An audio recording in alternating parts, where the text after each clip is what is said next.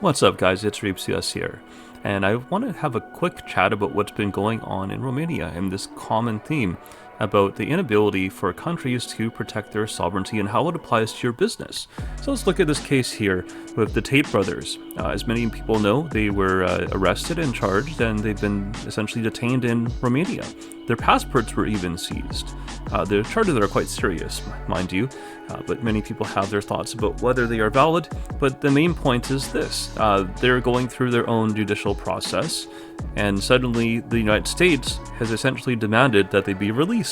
And that's basically what happened. They got their passports back, and they took a flight back to the United States. And once again, disproving the whole thing I've been talking about for quite some time here, is just the fact that a lot of these smaller countries, especially in Europe and probably most parts of the world really, I call them vassal states. I know a lot of people get offended by this, but if they were able to protect their sovereignty, they shouldn't have had their process interfered with, right? And so it just shows that they know they can't defend themselves. Things like, threatening tariffs, and this is also a new phenomenon. We'll just quickly touch on this. A lot of people are obsessed with this thing that is all about Donald Trump. We have to remember that a lot of countries, including the United States, have long operated this way. It's just that the public politicians do this more upfront and in the eye of the public. So the main point is going back to your business now. If you're operating in a country like this, or even say you're in Estonia here. Let's say that you had a tech startup in Estonia. Estonia actually quite supportive of IT companies, actually. So say that you were maybe a Chinese startup, or it doesn't really matter if you're Chinese at all, but you have something that's interfering in the US tech scene. Again, do you really think a small country like Estonia is going to be able to say no to the United States? Do they say to seize your assets, to shut down your company, or provide access to your data, which is hosted in a country like Estonia? The answer is clearly no. Basically, most countries, even the larger European countries, even Germany, cannot say no to the United States, right? Or France.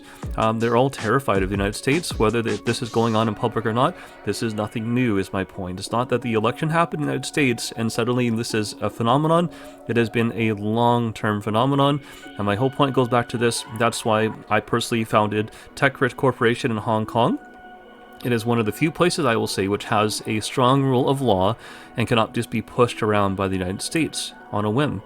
So if you're concerned about your business and want to make sure that you have a plan B and that your data and assets are protected, definitely consider putting your data and hosting your data in a location and jurisdiction like this, which is relatively impervious to United States influence. Anyway, guys, have your companies thought about any of this? Is this on your radar now? And I'm thankful that it is for a lot of companies around the world now. Looking at the current state of things, you can actually probably say a bit positive now. People are actually able to see the light and see that these very public comments are coming out of the United States. But like I say, once again, I'm not going to blame a certain party or a certain person because this is nothing new. And so if you're aware of that or are now aware of it, that's all the more power to how you can protect your company, guys. Anyway, so what are your thoughts on all this, guys? Please like, share, and subscribe, and I will talk to you later.